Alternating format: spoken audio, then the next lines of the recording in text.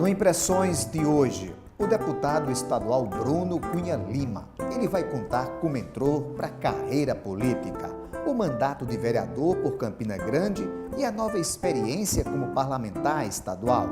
Ele fala da paixão pela poesia e os sonhos para o futuro. Então, a conversa agora no programa Impressões.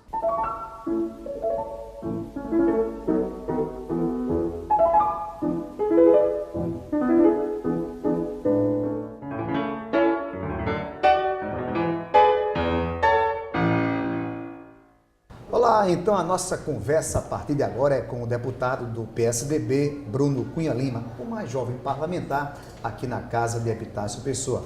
Deputado, seja muito bem-vindo ao programa Impressões. Obrigado, é uma satisfação poder participar aqui do Impressões da TV Assembleia, que tem aberto à população paraibana, não apenas o programa Impressões, mas toda a grade de programação da TV Assembleia tem aberto a oportunidade de a Paraíba poder acompanhar a atividade dessa casa. Não apenas a atividade de plenário, mas a atividade que faz com que essa casa funcione como uma caixa de ressonância da sociedade paraibana. Deputado, isso é uma coisa bem interessante que chama a atenção do fato do seu ser um jovem, o mais jovem aqui da casa. Qual o sentimento em tudo isso? De fato, desde muito cedo eu caminho junto à política, né? Não apenas o fator sobrenome me acompanha. Eu comecei muito cedo a acompanhar meu avô, Ivandro Cunha Lima, que foi senador, foi deputado, foi da direção do BNDES, direção nacional do BNDES, e comecei muito cedo, porque eu morei com ele desde o dia que nasci até os 16 anos de idade. Eu costumo dizer que na minha infância eu era menino de recado. Eu andava na barra da calça dele, para onde ele ia eu estava de lado. E assim fui a vivência, o dia a dia. Meu avô ele tem um espírito de professor, um espírito pedagógico muito grande. E ele sempre me introduziu às leituras dos clássicos universais. Eu me lembro e costumo rememorar isso com um sentimento de felicidade muito grande. Aos 11 anos de idade ele me colocava para ler os sermões de Padre Antônio Vieira. Aos 12 me colocou para ler as Catilinárias de Cícero. Então sempre teve essa construção, não da política, mas dos clássicos universais, do preparo, que ele sempre procurou imprimir não apenas a mim, mas à família. E pela questão, acredito, de convivência, Deus sabe de todas as coisas, pela questão de convivência eu terminei tomando gosto pela política e entrei na política pelas portas da política estudantil. Ainda muito novo, fui presidente de sala, depois me tornei presidente de grêmio estudantil na escola em que eu estudava.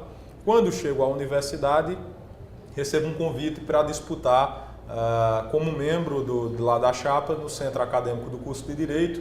Entrei como diretor de Relações, depois participei de outra gestão na condição de diretor de eventos e aí fui candidato à eleição, né, de presidente. Fui candidato a presidente, fui presidente do Centro Acadêmico de Direito, exerci a presidência, de onde renunciei para disputar o mandato de vereador em Campina. Então, a política começou muito cedo. Eu renunciei para assumir o mandato de vereador, tive a felicidade em 2012 de ser o vereador mais votado da cidade. O parlamentar nasceu em Campina Grande. Isso, nasceu em Campina Grande, numa casa, a casa de Félix Araújo, que exportou para a Paraíba, ofereceu à Paraíba grandes nomes. Raimundo das Fora, Ronaldo Cunha Lima, o próprio Félix Araújo, que é o patrono da casa, e tantos outros nomes do cenário político atual, o deputado federal Rômulo Gouveia, o deputado Manuel Lugero, o conselheiro Fábio Nogueira, o prefeito Romero Rodrigues. A Câmara Municipal de Campina Grande sempre foi um celeiro de grandes homens para a política do Estado. E aí eu comecei lá no Parlamento Mirim, né, fui tomando gosto. Já no primeiro ano, em 2013, tive a felicidade de ter a maior produção legislativa da casa, não em quantidade, não apenas em quantidade, mas segundo aqueles parâmetros estabelecidos pelo Congresso em Foco, a maior produção em matéria de relevância. E aí isso terminou me empolgando. 2014 terminou que depois do Carnaval decido disputar o mandato aqui na casa. O senhor estava num ambiente, está num ambiente de política, né? Foi criado isso, então não foi difícil imaginar já nesse cenário de homem público. Exato, não foi difícil, né? A questão é que durante minha vida inteira eu sempre fui afeito às discussões políticas. torno dos 15 anos, 16 anos de idade, havia um hábito na minha casa, quando eu chegava do colégio, perto de meio-dia e pouco, a gente sentava à mesa para almoçar, era a época de prévia de vestibular, e como eu já sabia que queria cursar Direito, eu terminei, a gente tinha um exercício de redação muito grande, a gente tinha que redigir todo dia, e criou-se um hábito na minha casa de, durante o almoço, todo dia ler as crônicas, os artigos que eu escrevia no colégio, e essencialmente falavam sobre política. Era a época de mensalão, né?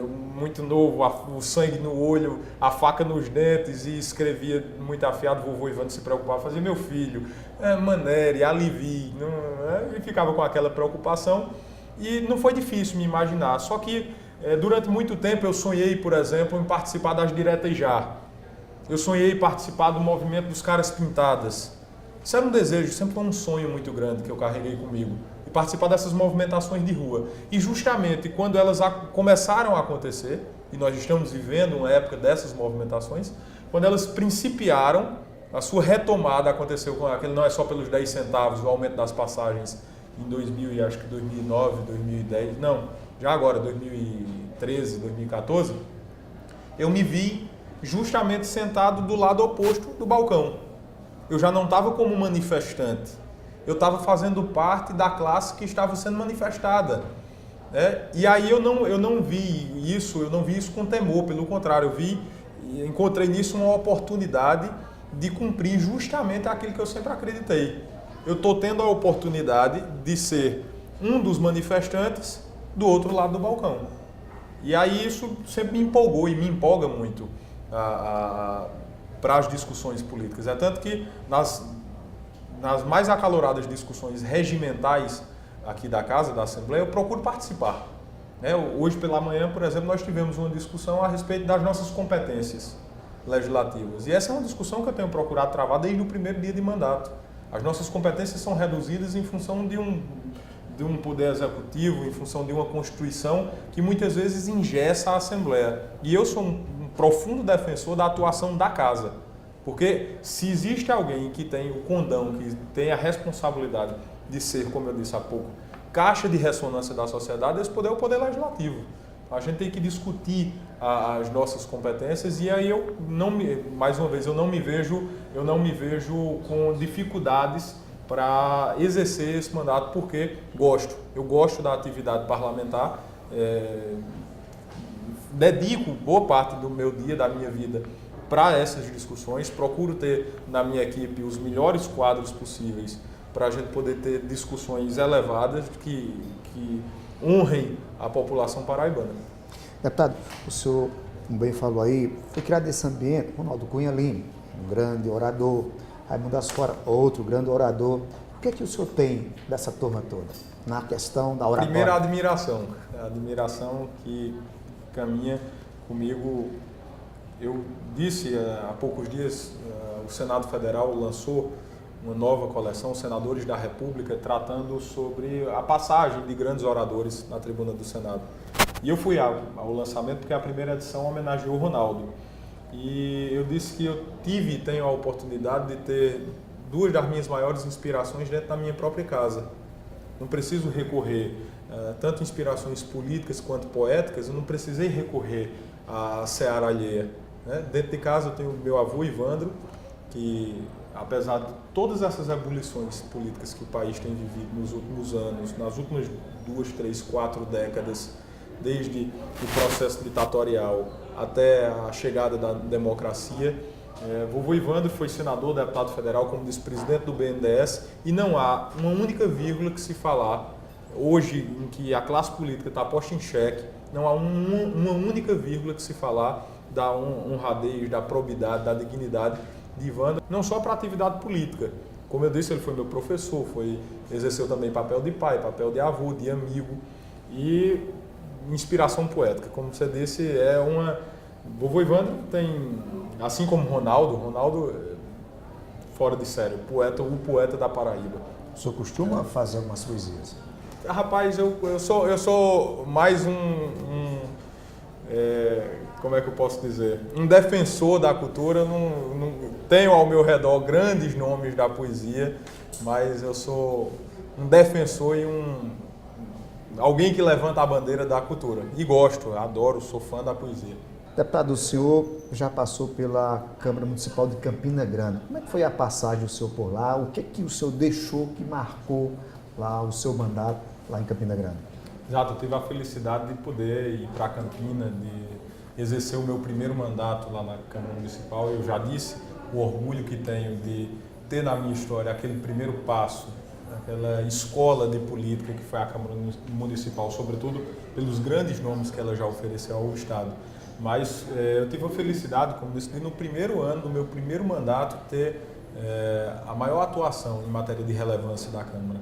Nós tivemos uma produção legislativa interessante, uma que eu sempre gosto e eu acredito que cada um nasce na vida para cumprir uma missão, de fato, e as missões parlamentares às vezes são muito espinhosas. A gente tem que se dedicar muito a estudar, a debater, a buscar a efetivação. Montesquieu dizia, quando vou a um país, não procuro saber se tem boas leis, mas se há leis que são cumpridas, porque boas leis há em todo lugar. Então, o que a gente tem que é conseguir efetivar essas leis que nós produzimos. E na Câmara, eu sempre me apego a duas legislações que dizem respeito à condição humana das pessoas. Por exemplo, uma que obriga aos táxis e ônibus permissionários do Serviço de Transporte Público de Campina Grande a fazer a identificação em braille dos veículos, para que aquelas pessoas com deficiência visual possam ter a identificação daquilo sem precisar recorrer a uma terceira pessoa. Caso haja algum desrespeito à dignidade da pessoa humana, desrespeito à condição do portador, também na condição de consumidor, que eles possam ter essa identificação sem a necessidade de auxílio de uma terceira pessoa, que esses ônibus, esses táxis possam ser identificados através da inscrição em braille e ter assim a preservação da dignidade da pessoa humana, da legislação consumerista e de tantas outras coisas. Como também uma legislação que proíbe a realização de concursos, e aí eu já pego o meu lado de jovem, de respeito à juventude, aquelas pessoas que procuram vencer na vida por meritocracia, as pessoas que procuram vencer na vida através do estudo, do esforço, a proibição de realização de concursos para cadastro de reserva. Quantas vezes nós não já vimos aí concursos que são realizados única e exclusivamente para cadastro de reserva e daquele concurso não há uma convocação sequer. É um desrespeito a quem estuda, é um desrespeito a quem se prepara, a quem dedica a sua vida para recorrer a esses instrumentos constitucionais de acesso ao serviço público, de acesso legal e constitucional ao serviço público através do concurso. Então, eu consigo lembrar aqui de cabeça duas das nossas produções legislativas na Câmara Municipal que me dão a felicidade de ter passado por lá. Muito bem, nós vamos agora a um intervalo e voltamos daqui a pouco conversando com o deputado Bruno Cunha Lima. Em instantes.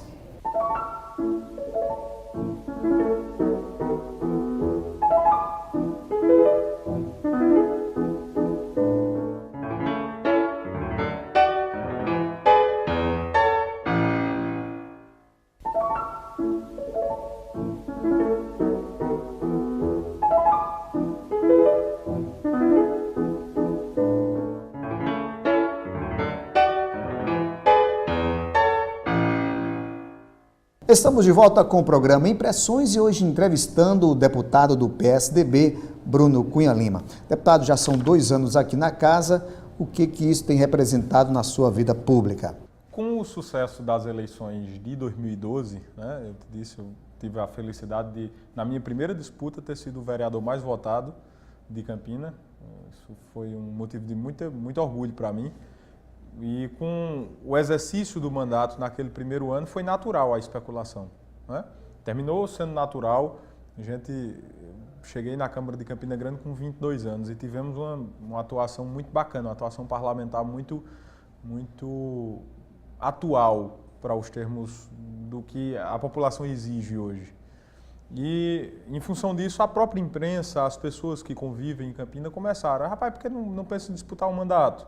Por que não pensa em disputar a Assembleia Legislativa? Aí tive uma pretensão ainda em 2013, terminei desistindo dessa pretensão, inicia 2014, depois do Carnaval, eu reúno os amigos, parte da família e a gente decide. Eu digo, então eu vou disputar o mandato na Assembleia. E aí nasceu já fruto do trabalho que foi realizado na Câmara de Campina, nasce a candidatura à Assembleia Legislativa, ao cargo de deputado estadual. A gente fez uma construção, claro, Campina representando a maior base, Campina e o compartimento da Borborema, né? Se você buscar a nossa votação, Campina, Massaranduba, Lagoa Seca, todo aquele compartimento Serra Redonda, todo aquele entorno de Campina Grande, deu uma votação muito expressiva, mas não ficou só por lá. Eu brinco dizendo que a gente veio percorrendo a BR-230 até a João Pessoa e foram os amigos desse trecho, partindo um pouco também do Cariri, da Paraíba, que foram dando corpo à campanha. Nós não tínhamos, como eu te disse, eu decidi ser candidato a deputado já aos 45 do segundo tempo. Então não tinha mais prefeito. Prefeitos já estavam todos engajados na pré-campanha de outros deputados. E a gente vamos recorrer aos amigos que nós temos. Então, por exemplo, eu fui a Sumé, recorri é minha família, é como se fosse minha família, e tivemos lá 400 votos. E assim a gente foi percorrendo o trecho, na BR-230 de Campinas para João Pessoa, e de um lado e do outro da BR, no Vale do Paraíba, no Brejo, aquele mundo todo, o Vale do Mamanguape, nós tivemos uma votação expressiva, Itabaiana, Salgado de São Félix, Itatuba, aí do lado de cá nós tivemos uma votação em Guriem, Mulungu, Araçagi, Itapororoca, enfim, Mamanguape, Rio Tinto, tivemos votações expressivas nesses municípios. Hoje eu me vejo muitas vezes pensando sobre isso, nessa condição de deputado jovem que sou, vivendo um momento político do país de muita incerteza. Nós estamos rodeados de muita incerteza, incerteza institucional, incerteza moral, incerteza ética, sob os diversos pontos de vista. E apesar de todas essas dificuldades, eu vejo quando a gente, por exemplo, cria e preside a Frente Parlamentar de Combate ao Câncer e realiza no próximo dia 7 de maio em Campina a primeira Corrida do Bem, uma ação beneficente que arrecada fundos para reforma e ampliação do setor de quimioterapia do hospital, uma ação conjunta da Frente Parlamentar de Combate ao Câncer com o hospital. Eu vejo nessas oportunidades o escape para fugir de tudo isso, fugir de toda essa bandalheira que a política tem vivido no Brasil. E eu, naturalmente, como jovem, me vejo também muitas vezes desacreditado na minha condição de cidadão de tudo isso que está acontecendo. Porque antes de ser deputado, antes de estar deputado, eu não sou deputado, antes de estar deputado, eu sou cidadão. E a gente fica muito desacreditado de tudo isso, fica muito desgastado de tudo isso. E quando você vê um cara novo, que poderia estar dedicando sua vida a outro ramo da sociedade, decide fazer política. E quando entra na política, hoje em dia você já entra com 2 jogadores a menos em campo. O simples fato de você estar na política, hoje no Brasil, já é um indício de que você pode ser corrupto. E que de fato não é isso. A política não é fim. A política está sendo usada no Brasil como fim, mas a política não é fim, a política é meio. A política é meio de alteração do nosso status de vida, da sociedade, de produção de legislação de fato, que não busque interesses de grupos específicos, mas que busque interesse da sociedade. E é em função dessa política que eu decidi vir prestar, como te disse, dar a minha contribuição. Dar a minha contribuição porque acredito, de fato, na política como um meio de transformação da nossa realidade. Da realidade, porque o que nós temos hoje em matéria de país é uma construção muito recente de democracia. A sociedade precisa entender que ou o povo brasileiro, a sociedade civil organizada e não organizada, volta a se interessar pela boa política de verdade, a política representativa, ou a tendência do que nós estamos vivendo não é de melhora, não, é de piora. Ou volta a se interessar, porque muita gente diz, não, nessa próxima eleição eu não voto mais. Nessa próxima eleição eu vou rasgar meu título. Quantas vezes eu já ouvi, você já ouviu isso? Isso não é solução, pelo contrário. Isso é o agravamento de uma crise. Porque alguém antes de nós, e eu confesso que não me lembro, que diz, no instante que as pessoas de bem se eximem né, abstraem o fato de que devem participar de política, recebem a obrigação de ser governado pelas pessoas de mal. Então, ou a sociedade volta a se interessar pela política e acompanhar, eu poderia até usar um termo mais forte, fazer o patrulhamento ideológico da classe política, dos deputados, dos 36 deputados. Quantas vezes nós já tivemos embates aqui na casa em função, por exemplo, da ausência de quórum, em função da ausência de um debate mais profundo do viés jurídico dessas discussões. Ficam permeando discussões simplesmente políticas. Né? Isso é muito ruim para o Estado da Paraíba, é muito ruim para o Estado brasileiro. Mas só tem uma solução. A sociedade acessar a TV Assembleia durante o horário de sessão, acompanhar o comportamento dos 36 deputados, acompanhar quem está presente, acompanhar quem não está e como está votando, para saber quem merece numa postulação ser reconduzido e quem não merece. O senhor acha que não deveria haver uma cirurgia política para corrigir essa questão da corrupção? Exato. Nós estamos falando de reforma trabalhista, nós estamos falando de reforma previdenciária, mas a mãe de todas as reformas é a reforma política. É a mãe. As outras devem vir a reboque dela, mas a mãe de todas elas é a reforma política que precisa e é urgente que aconteça. Porque o Brasil, por exemplo, tem de 4 em 4 anos ele tem a expectativa de torcer pelo país na Copa. Hoje nós temos eleições de 2 em 2 anos. Você mal saiu de uma eleição, já inicia o processo de discussão de outra. É muito caro, é muito custoso para o país e para a máquina pública bancar uma eleição de 2 em 2 anos. Esse ano, por exemplo, ano de 2017, não tem eleições. Mas a especulação faz com que o processo eleitoral de 2018, mal a gente tenha encerrado de 2016, mal tomou posse quem foi eleito em 2016, já se está se falando em 2018. Por quê? Porque a nossa estrutura política nos empurra para isso. Então a gente precisa discutir, tem necessidade de ter eleição de 2 em 2 anos ou seria melhor uma eleição geral, conjunta de 4 em 4 anos? Né? Para que os gestores possam ter a oportunidade de trabalhar sem ter uma campanha no meio do mandato. É necessário ainda persistir o processo de reeleição no país, a figura da reeleição, ou seria melhor nós acabarmos com a reeleição e aumentarmos um ano de mandato? Terem direito a 5 anos de mandato ao invés de 4, com mais 4 de reeleição. O senhor ainda tem mais 2 anos aqui na casa. O que o senhor pretende fazer? Quais são os sonhos? Aí é uma pergunta bem intimista e eu me sinto muito livre para responder. Porque, primeiro, eu tenho uma fé em Deus muito grande. Eu procuro exercer, antes de qualquer outra característica minha, uma fé e uma dependência de Deus. Então, muito embora eu planeje, né, a palavra de Deus diz que o sonhar é nosso, mas o realizar é de Deus. Provérbios 21, 31 diz, prepara-se o cavalo para o dia da batalha, mas a vitória vem do Senhor. Então, muito embora eu planeje, a execução desses planejamentos vai partir dele.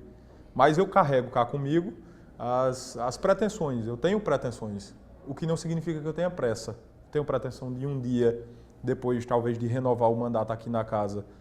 A minha pretensão, por exemplo, para 2018 é ser candidato a deputado estadual mais uma vez.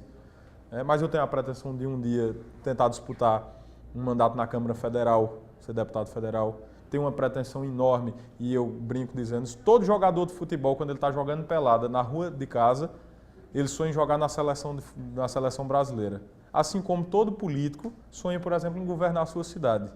Eu tenho a pretensão de disputar, quem sabe, um dia a Prefeitura de Campina Grande, mas como disse, pretensão não significa pressa. Né? Tudo no tempo e na forma de Deus. Queremos agradecer a sua presença aqui no programa Impressões. Eu que agradeço, agradeço a toda a equipe da TV Assembleia, a todos os funcionários aqui da casa que têm prestado um serviço belíssimo, não aos deputados, mas à sociedade paraibana.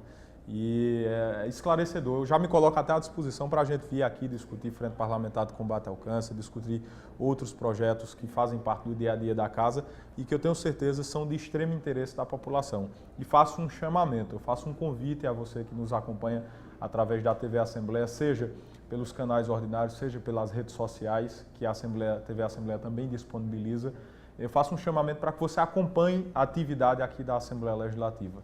Né? A despeito de todo esse momento de crise, de todo esse momento de dificuldade, acompanhe, cobre dos 36 deputados estaduais.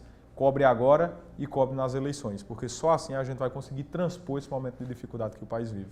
E o programa Impressões termina por aqui. Obrigado pela sua companhia e até o nosso próximo encontro. Até lá!